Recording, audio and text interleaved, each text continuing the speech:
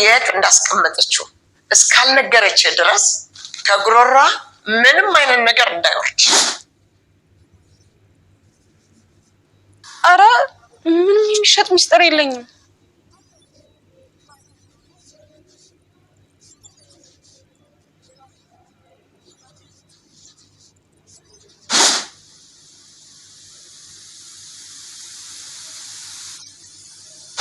እኔ ራሴን ነኝ። አይደለሽም። እኔ እንደኔ ባህሪ አንቺ ላይ ይቻላል። እስከ ዛሬ ያንተን ደስታ ፈልጌ የሚደርስብኝ በደል ሁሉ ችዬ ዝም ስላልኩኝ ነዋ። ካሁን በኋላ ግን ዝም አልልም። ከአፍሽ የሚወጣው ስድብ አደቀቀኝ፣ አደከመኝ። ከዛሬ እማማ ዮዲት ጉዲትን ከቤት ለማባረር ወስነው ተነስተዋል። ወንድዬ ደግሞ ሚስቴን ለምን ትናገሪያታለሽ? እኔ ሚስቴን እንድትናገር ያልፈለገም በማለት እናቱን እንግዲህ እያሰቃየ ይገኛል። አለም ያለችበት ሁኔታ በጣም አሳሳቢ ነው። አለም እንግዲህ የምትጠጣ ውሃ አታም እየለመነች ትገኛለች። ወርቄ ደግሞ እያሰቃየቻት ነው። ውሃ በእኔ ህግ መስጠት አይቻልም እያለች ነው። ሰላም ጤና ይስጥልኝ ውድና የተከበራችሁ ቤተሰብ እንዴት አላችሁ? በያላችሁበት ሰላማችሁ ይብዛ። ለዚህ ቻናል አዲስ ከሆናችሁ ሰብስክራይብ፣ ላይክ፣ ሼር እያደረጋችሁ ቤተሰቡ ነው። የእናት ግፍ የሚለውን በጣም አሳዛኝን ድራማ ወደ እናንተ መጥቻለሁ። በመግቢያው ላይ እንደተመለከታችሁት እንግዲህ ዮዲት ጉዲት ማስመሰሏ እንደቀጠለ ነው። ባሏ ሲመጣ እኔ እማዬ ምንም ነገር ከሚሆኑ እሳቸው ከሚከፋ የእሳቸው ፊት ደስታ ከሚያጣ እኔ ማህፀኔ ውስጥ ያለው ልጅም ቢሆን መስዋዕት ማድረግ ካለብኝ መስዋዕት እናደርጋለሁ። እናቴ እንዲከፉ ያንተ እናት አንተን የወለዱት ወልደው ለእኔ የሰጡ እናትክ እንዲከፉብኝ አልፈልግም። እኔም ማስደሰት ከፈለግ ከዚህ በኋላ እማዬ ላይ ጮኸህ እንዳትናገር። እማዬ የዚህ ቤት ንግስት ናቸው፣ ሊከበሩ ይገባል። መጥፎ ቃል እንዳትናገራቸው፣ እንዳትጮህባቸው እያለች እንግዲህ ወንዶሰንን እያስመሰለች ትገኛለች። ወንዶሰን ላይ ማለት ነው ዮዲት። እናቷ ደግሞ እዛ አለምን አግታ እያሰቃየች ትገኛለች። አለም እንግዲህ ስልኩን ያለበትን ቦታ የማትናገር ከሆነ ውሃም ምግብም አይሰጥሽም። መንግስት እስረኞችን ሲያስር ውሃና ምግብ እየሰጠ ነው። በእኔ ህግ ግን ውሃም ምግብም አይሰጥሽም። ውሃና ምግብ ማግኘት ከፈለግሽ፣ ከዚህ መፈታት ከፈለግሽ ስልኩን የት እንዳደረግሽ ተናገሪ እየተባለች ነው። እንግዲህ ስልኩ ላይ ያለው መረጃ እሷንና ዮዲትንና ወርቄን እስር ቤት የሚያስጥላቸው፣ ክብራቸውን የሚያዋርድ የሰሩት ተንኮል የሰሩት ወንጀል ስለሆነ ያንን ወንጀል እንግዲህ እንዳይጋለጥባቸው አለምን አግተው ነው ያሉት። ስልኩ ደግሞ ያለው በጣም በሚገርም ሁኔታ አጋቾቹ ጋር ነው ማለት ነው። አጋቹ ሰውዬ ጋር ነው ያለውና አጋቹ ሰውዬ ያለችው ወርቄ ጠቀም ያለ ገንዘብ እንድሰጥክ ስልኩ የት እንዳለ እንድትነግርክ አስጨንቃት፣ ደብድባት እያለችው ትገኛለች። ስልኩን የምትሰጥ ከሆነና ስልኩን የምትቀበል ከሆነ ለአንተም ጠቀም ያለ ገንዘብ እከፍልሃለሁ። ይህንን ጥቁረትህን አስለቅቆ ቀይ የሚያደርግክ ገንዘብ ነው የምሰጥክ ነው እያለችው አጋቹን። የአጋቹ ጓደኛ ምን እያለችክ ነው ሲለው እሷማ ስልኩ ያለበትን ከነገርከኝ ጠይቀ ካሳመንካት ደብደበህም ቢሆን ጠቀም ያለ ገንዘብ ሰጥሃለሁ። ጥቁረትህን የሚያስለቅቅልህ ገንዘብ ነው የምሰጥህ። ይሄንን ቀይ ጥቁር ፊትህን ቀይ የሚያደርግ ገንዘብ ነው የምሰጥህ ብላኛለች ብሎ ነው ለጓደኛው የነገረውና ጓደኛው ደግሞ እና ስልኩን አሳልፈ ልትሰጥ ወሰንኮይ ሲለው ስልኩ ላይ ያለው መረጃ እሷ ከምትሰጠኝ ገንዘብ የበለጠ መረጃ ነው። ስለዚህ የሚያስፈልገኝ መረጃው ስለሆነ ይሄንን መረጃ አሳልፌ እንደዚህ ዝም ብዬ አልሰጥም ነው ያለው። ጥቁረቴ ባይለቅ ይቀመጥ፣ ጥቁረት ደግሞ ውበት እኮ ነው ብሎ እንግዲህ መልሶለታል ማለት ነው። እሷ የከለከለቻትን ውሃ አጋቹ ሰውዬ ለአለም ውሃ ጠጥቷታል። እንግዲህ እሷ ሳትኖር አለምን እየተንከባከባት ነው። አለም በቅርቡ እንግዲህ ራሳቸው አጋቾቹ ለእሷ ተባባሪ ሆነው መረጃውን በሶሻል ሚዲያ ለመልቀቅና እንደዚሁም ለፖሊስ ለመስጠት ለእሷ ይተባበራሉ የሚል እምነት አለኝ ማለት ነው። በቅርቡ ዮዲት ጉዲት ለሰራቸው ለእያንዳንዱ ግፍ ዋጋ ትከፍላለች። ወንድዬ ግን ጅልነቱ እንደቀጠለ ነው። አለም በራሷ ጊዜ ነው የወጣችው። ይህንን ደግሞ እኔ ለፖሊስ አመለክታለሁ። አለም የሄደችው የተሻለ ስራ አግኝታ ነው እያለ ይገኛል። አለም እንግዲህ ደውላ ምን ብላቸዋለ? እነሱን ወንድዬ ጋር ደውላ እኔ ከእናንተ የተሻለ ስራ ስላገኘውኝ ነው የሄድኩት፣ ስለዚህ እንዳታስቡ፣ ላደረግኩት ነገር ይቅርታ አድርጉልኝ ብላለች። ይህንን ደግሞ እንድታደርግ ያስገደደቻት ያገተቻት ወርቄ ናት ማለት ነው። እሷ ለፖሊስ መረጃውን ስላመለከቱ እነሱ እንዳይነቃባቸው በራሴ ጊዜ እኔ ፈልጌ ነው የወጣሁት፣ በጣም ይቅርታ አድርጉልኝ፣ እማዬንም ይቅርታ ጠይቅልኝ፣ መድኃኒታቸውን ግን በጊዜ ይውሰዱ እያለች ነው የምትገኘው። ያለችበት ያው ታስራ ስለሆነ እንጂ አለም ጨክን አይደለም።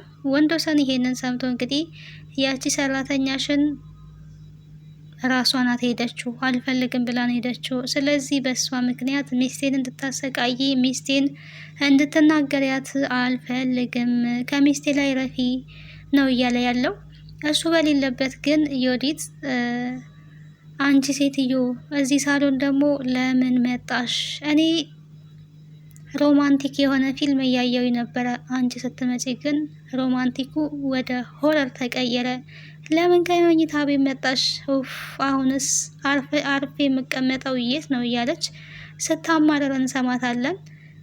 ትናንትና እንግዲህ እማማም ወስነው ምን አድርገዋል? አንቺ ከዚህ በኋላ እኔን የመናገር መብት የለሽም። አፍሽን የምትዘጊ ከሆነ አፍሽን ዝጊ፣ አለበለዚያ ከቤቴ ውጭልኝ። በዚህ በዘነዘና አናትሽን ብዬ ነው የምገላግልሽ። እስካሁን ዝም ብዬሻለሁ። ከዚህ በኋላ ግን ዝም አልልሽም። ስርዓት ቢኖርሽ ይሻላል ነው ያሏት ማለት ነው። እሷ ደግሞ አፍጣ እየተመለከታች እንዴ አንቺ ሴትዮ ምን ሆነሻል? ልትመጪኝ ነው ጭራሽ? ኧረ የባሌ እናት ተረተይ እያለ ይሞት ትይዛለይ። አናትሽን ነው ምልሻው፣ አልተውሽም፣ በቅቶኛል። ያንቺ ወሬ ያንቺ ስድብ በጣም አንገላቶኛል፣ ጭንቅላቴን አዙሮኛል። ከዚህ በኋላ ዝም ምልሽ እንዳይመስልሽ፣ ስርዓት ሊኖርሽ ይገባል ነው ያሏት። እንግዲህ ይህንን እያሉ ባሉበት ዘነዘና ይዘው ሊመቷት፣ በቃ እሺ ዘነዘናውን አስቀምጡት እያለ መለማመድ ጀምራ ነበረ። ወዲያ ወንድዬ ሲመጣ የእሱ ቤት መግባት ስትመለከት እባክዎት እማማ ቢያንስ ለእኔ ባያዝኑ ለልጆት ስዘኑ፣ ሆዴ ውስጥ ያለው የልጅ ልጆት ነው፣ እባክዎት አትንቶኝ እያለች እንግዲህ መለማመጥ ትጀምራለች። ማስመሰሏን ትቀጥላለች። ባሏ ሲመጣ ለእኔ ባያስቡ ለልጃችሁ አታስቡም፣ ለልጃችሁ ልጅ አታስቡም ስትል እንግዲህ ስለ ልጅሽም አይመለከተኝም፣ እኔ የሚመለከተኝ ስለ ራሴ ብቻ ነው። ልጅሽን ይዘሽ የትም መግባት ትችያለሽ። ይሄ ያልተወለደ ልጅ ደግሞ ገና ከአንቺ ልጅም እንዲወለድ አንፈልግም ይሏታል። ስለ አንቺ ልጅን የሚመለከተኝ ነገር የለም፣ አናትሽን ነው የምልሽ ሲሉ እንግዲህ ወንዶሰን ይሰማና እኔ ግን ስለ ልጄ ይመለከተኛል፣ ስለ ልጄ በደንብ ነው የሚመለከተኝ። እማዬ ግን አንቺ ምን ሆነሽ ነው? እንዴት እንደዚህ ትያታለሽ? ቆይ በዚህ በዘነዘና ሚስቴና ልጄ ልትገላጊ ነው ወይ? ግን አንቺ ምንድነው እንደዚህ ያደረገሽ? ምንድነው የቀየረሽ? በማለት እንግዲህ ወንዶሰን እናቱ ላይ ትወግ ይላል። ሚስትየዋ ግን የምትሰራውን እያንዳንዱን ሴራ እሱ መቼም አይቶም አስተውሎም አያቅም። ሚስትየዋ ግን በጣም ከባድ የሆነ ተንኮል ነው እናቱ ላይ ስትሰራ የምትውለው። በአንዲት ሰራተኛ ብለሽ ቤቱን እንደዚህ መመጥበጥ አለብሽ ወይ? አለም እኮ በቃ ሰራተኛ ናት ሄዳለች ነው እያለ ያለው። አለም ለኔ ሰራተኛ ብቻ አይደለችም፣ ልጄ ናት፣ ሚስት እባብ ናት፣ በጣም እያሰቃየች ነው፣ አትሰማም እያለ እንግዲህ ወንዶሰን በጣም በእናቱ እየተበሳጨ ይገኛል። አለም እንግዲህ ፖሊሶች ወደ ቤት መጥተው ምርመራ አድርገው ነበረ። ነገር ግን ምንም ያገኙት ነገር የለም፣ መረጃ አላገኙም። ፀሐይ ደግሞ ይህንን ተመልክታለች። ፀሐይ የአለም ጉዳይ በጣም ጨንቋታል። ፀሐይ እንግዲህ ከአለም ጋር በጣም የልብ ወዳጅ ናት። ሁለቱም የቤት ሰራተኞች ሆነው የሚሰሩበት ቤት ግን ፀሐይ የምሰራበት በጣም አደገኛ የሆነበት ቤት ነው። አለምም የምሰራው እንግዲህ የዮዲትን ጉድ ችላ ነው የምሰራው። አሁን ላይ አለም ስለሌለይ በጣም ተጨንቃለይ። አለምን እንዴት ነው ዝም ልንላት የምንችለው? ፖሊሶቹ መረጃ ካላገኙ እኮ ምንም ሊያደርጉ አይችሉም። ምን ይሻለናል እማማ እያለች እንግዲህ እያወራች ነበረ። ዮዲት እንግዲህ መታ እዚህ ደግሞ ምን ትሰሪያለሽ? የእናቴ ሚስጥር ለባሌ እናት እየሸጥሽ ነው ወይስ ምን ልታረጊ ነው ደግሞ እዚህ የመጣሽው? ደሞዝ የሚከፍልሽ ማን ነው? ቆይ ስትላት ደሞዝ የምትከፍለኝማ እናትሽ ናቸው ደሞዝ የሚከፍሉኝ። እዚህ ግን የመጣሁት እትዬ ቤት ስለሌሉ ከሚደብረኝ ብዬ ነው የመጣሁት ነው ያለችው። አሀ ለምን እንደዛ ትያለሽ? ለምን ትዋሻለሽ? ሚስጥር ልትሸጪ ነው የመጣሽው ነው ያሏት። ፀሐይ እንግዲህ በመደንገጥ ኧረ እኔ የምን ሚስጥር ነው የምሸጠው? ምን የሚሸጥ ሚስጥር አለ? የምን ሚስጥር ነው? እኔ ዝም ብዬ ነው የመጣሁት ነው ያለችው። አይ ነው ወይስ የእናንተ ቤት ሚስጥር ዋጋ ያወጣም እያልሽ እየናቅሽ ነው የምትገኘው? ደግሞ አንቺ ብለሽ እንዳጠሪኝ ምንም በእድሜ እኩል ብንሆንም በገንዘብ ግን በሀብት ስለምንበላለጥ ያሰርልሽ ልጅ ስለሆንኩኝ አንቱ ብለሽ አክብረሽ እንድትጠሪ ነው የምፈልገው ነው ያለቻት። ፀሐይም እንግዲህ እሺ በቃ እኔ እርሶን ለማስከፋት ፈልጌ አይደለም፣ እርሶን የሚያስቀይም ነገር ማድረግ ፈልጌ አይደለም፣ ይቅርታ አድርጉልኝ ነው ያለችው። እማማ መለስ አድርገው እንግዲህ እኔ ጋር የመጣችው እናቷ ታማባት ገንዘብ ከኔ ልትበደር ነው የመጣችው በማለት እንግዲህ እያሏት ነበረ። ዮዲት ግን ያው እንደምታውቁት ነገሩን ማጣመም ስለምትፈልግ እሷ በውሸት መንገድና በማስመሰል መንገድ ስለምትጓዝ ሰዎች የሚነግሯትን እውነት በጭራሽ አትቀበልም፣ አታምንም ማለት ነው። እርሶ የባሌ እናት፣ አንቺ ደግሞ ለራስሽ ቤተ ክርስቲያን የምትሄጅበት የታክሲ ገንዘብ እንኳን የሌለሽ ለእሷ ኬት አንጥተሽ ነው የምታበድሬት?